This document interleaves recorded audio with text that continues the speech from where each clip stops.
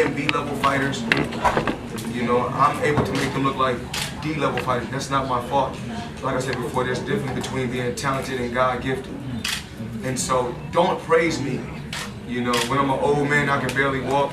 But like I said before, I'm gonna be able to walk and talk and be strong when I'm older, because one thing about Floyd Mayweather, I'm not going out there to take no punishment.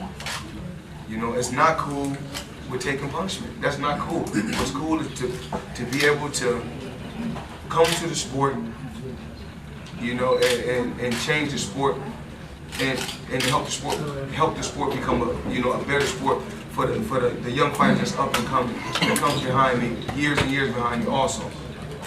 Well, your camp be the same as it was for Guerrero? Will your dad and Roger split the duties, and then on fight night, will your dad be in it for Roger and take a secondary role? Well, it's really not splitting the duties. My dad is my trainer.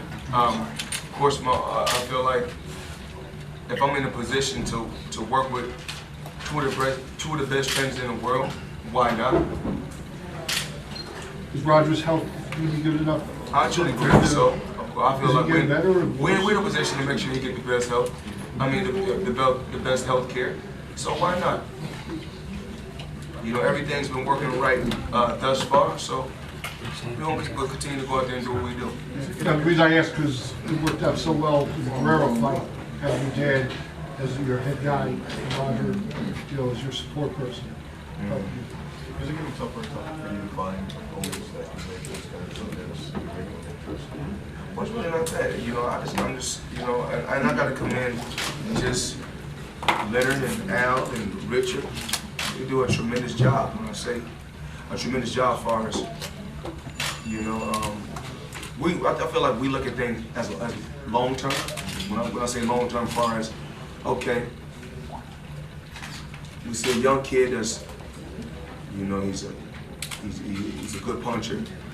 You know, he's a solid boxer, and he already has a pretty solid fan base. He has a country behind him. So we take this guy and say, you know what? We'll put him on the undercard of the biggest guy in the sport. They're right by each other anyway. And the ultimate goal is to build this kid to a level so, you know, those two can fight and, of course, do crazy numbers.